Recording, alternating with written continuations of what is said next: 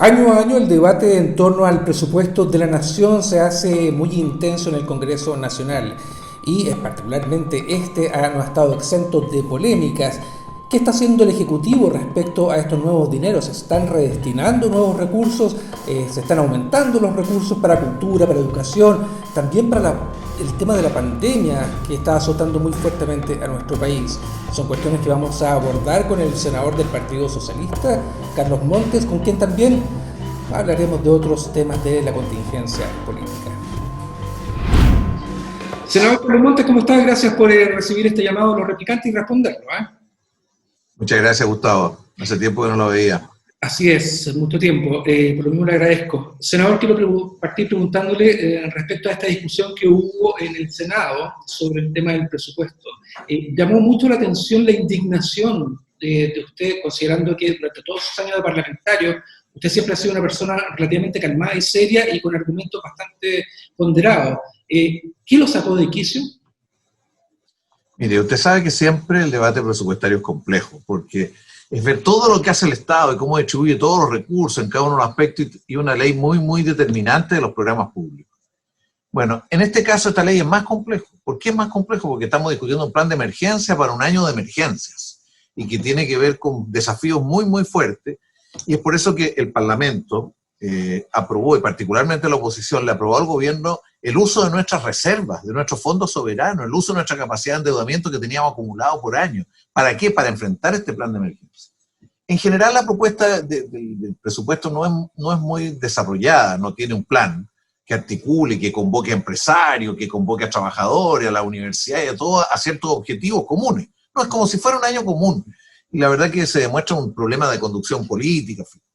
Nosotros recibimos el presupuesto y, entre otras cosas, yo hice una carta a un medio analizando esto. Y analizando lo que no era claro, lo que tenían que explicitar, lo que aparecía como una cosa que era desviar de un lado para el otro, pero no tenía un efecto real. Que faltaba como más transparencia, más conocimiento. Bueno, esto fue el punto de partida. En el debate acá se dio de que el director de presupuesto estaba muy alterado por esto. Y en la mañana usó unos términos muy descalificadores a propósito de esta crítica que él recibió, que considera que era muy fuerte, una carta que había salido como 15 o más días antes.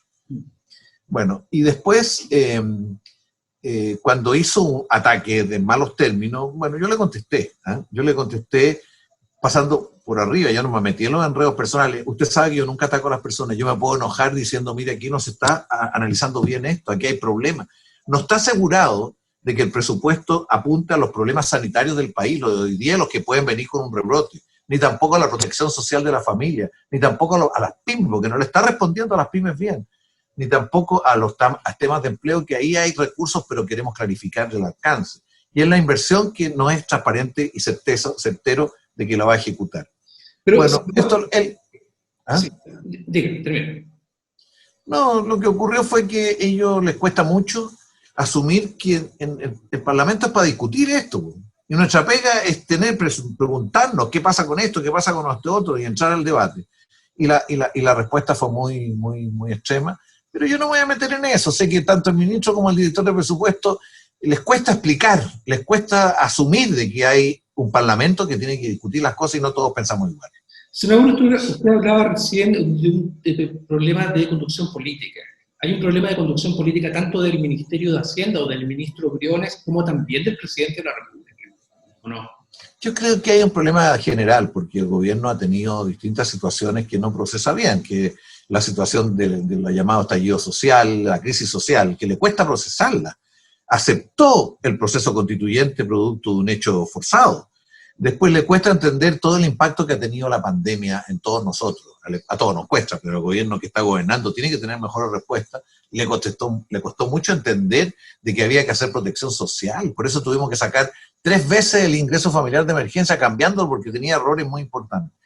Bueno, todavía no entiende que las pymes requieren asumir la diversidad de situaciones. Entonces, ahora tiene una gran derrota en el plebiscito los sectores que querían el rechazo, una gran derrota. Y cuesta procesar, y le queda un año y un poco más al gobierno que tiene que definir una línea política en un nuevo escenario, en una nueva realidad. más que venir a imponer como si estuviera recién partiendo, que tuviera un espacio político para imponerlo. Tiene que conversar con los diferentes sectores, y siempre tiene que conversar en materia de presupuesto, pero particularmente ahora buscar soluciones que realmente sirvan a los objetivos principales. Senador, ¿qué pasa con la cultura? ¿Qué pasa con la ciencia? ¿Qué pasa con la educación en términos de este presupuesto 2021?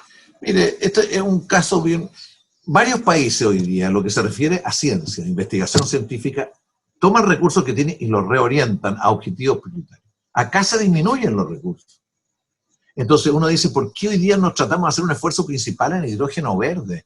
Recuperamos lo que hemos perdido en este tiempo en energía solar, en investigación, en formación de talento, en formación de trabajadores, etcétera, de técnicos y todo.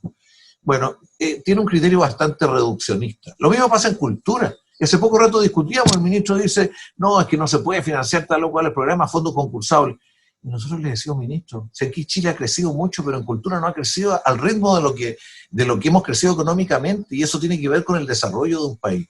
Y pretender disminuir en 15% los recursos, los fondos de memoria, los museos de memoria, es una falta de visión. Y en educación pública, educación estatal y en general en educación superior, la verdad que el presupuesto viene mal. Una gran reducción, porque creen que esto es llegar y reducir, que no tiene que ver con el desarrollo, que no tiene que ver con el crecimiento.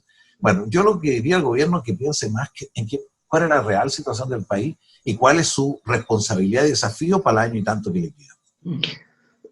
Usted decía recién que este gobierno se está comportando casi como si estuviera entrando, pero lo que indica el tiempo es que está terminando su mandato el presidente Piñera. Y también dice que no ha sabido leer el tema del estallido social y toda la situación de la pandemia. ¿Cómo lo ha hecho la oposición en ese sentido, senador? Yo creo que la oposición ha ido profundizando en su conocimiento. En el caso de la crisis social, yo creo que hubo una conciencia, particularmente de algunos dirigentes. Yo siento que en eso fue muy importante lo que hizo Elizalde y Desbordes, que fueron los que generaron las condiciones para que hubiera la conversación entre los actores políticos para hacer esta reforma constitucional que permite el proceso constituyente. Hay una comprensión, hay un debate ahí, pero falta mucho a la oposición, a la centroizquierda le falta mucho para comprender lo que está ocurriendo con las personas, el tipo de desafíos país, el tipo de proyecto por delante, nos falta mucho. Y esto es el mayor desafío nuestro, no andar peleando con el gobierno, si eso no tiene, si el gobierno se pone contra el viento, claro, pues genera cortocircuito, pero hoy día nuestro desafío principal es construir una alternativa para el país, en el proceso constituyente, en el gobierno del país y frente a los problemas sociales que se están viviendo. ¿Por qué cuesta tanto construir esta unidad total de la oposición, senador? Mire, yo les recuerdo algo, Gustavo, en la dictadura. Era obvio el adversario que tenía. Era necesaria. ¿Cuánto nos costó construir la unidad? Y que la unidad son procesos complejos. Y ahora, cuando hay un conjunto de fuerzas políticas emergentes, buscando su propia identidad, y fuerzas políticas que están debilitadas, buscando también su identidad, es mucho más difícil. Y en medio de elecciones, de muchas elecciones. Por eso supone mucha generosidad a las fuerzas políticas de subordinar los intereses particulares, las identidades particulares al objetivo común, y ese objetivo común significa unidad para la constituyente y significa también unidad para definir ciertos elementos programáticos en la constituyente y en el futuro del país. Usted hablaba de los personalismos recién. Hay mucho personalismo. ¿Qué pasa con los proyectos colectivos? ¿Qué pasa con los partidos, senador? ¿Qué pasa con esta nueva oferta que tienen que hacerle a esta ciudadanía que, claro, ha estado durante muchísimo tiempo criticando cómo se han comportado los partidos políticos? Bueno, esto es bien importante asumir de que esto es un problema mundial, para entender de que hay problemas chilenos, pero hay problemas globales del sistema político en general, que tiene mucho que ver con cómo se debilitó el Estado. El Estado nacional es más, ante la globalización es mucho menos, tiene menos poder, y eso afecta a la política ha perdido poder. Y eso afecta a los partidos, ¿no? Está detrás de mucho, esto no es solo un problema que los dirigentes son buenos o malos, que hubo esto o esto otro, tiene que ver con una situación objetiva del sistema político en el nuevo contexto de globalización.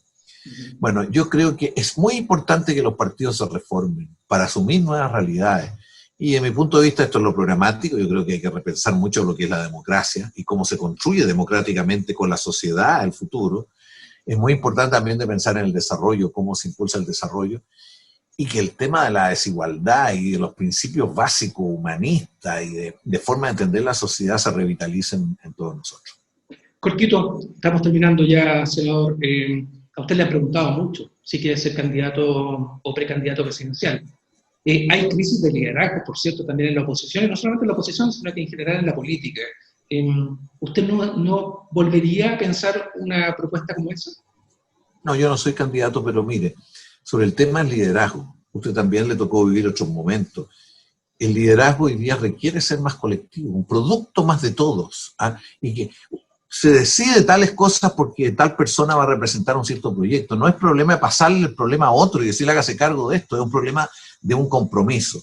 Y en eso el Partido Socialista y la centroizquierda tienen una gran responsabilidad. El próximo gobierno va a ser muy difícil, porque va a haber personas sin trabajo y con problemas serios económicos. Hay que implementar la nueva constitución, hay que hacer cambios estructurales en previsión y otros. O sea, y si no logra construir una fuerza que responda a un proyecto a la altura de esos desafíos, no. Entonces, yo creo que aquí más que buscar nombres, hay que construir proyectos colectivamente y el proceso constituyente es una gran prueba de fuego. Senador Carlos Montes, quiero agradecerle que haya podido responder a esta entrevista de los replicantes y ojalá podamos tenerlo en una oportunidad más. Muchas gracias a usted cuando quiera, con mucho gusto y un gran gusto haberlo visto. Decir que el futuro no está escrito es una obviedad. Pero este 2021, sin duda alguna, que va a ser un año tremendamente complicado en términos de gobernanza, en términos también de desafíos de los partidos políticos y de lo que va a significar también el desarrollo de la Convención Constitucional. Y en especial, en esta crisis de liderazgo, lo que va a ocurrir también con una elección presidencial, porque el 2022 se le viene muy complicado a ese nuevo gobierno. Soy Gustavo Manén y los dejo invitados a un nuevo episodio de Los Replicantes.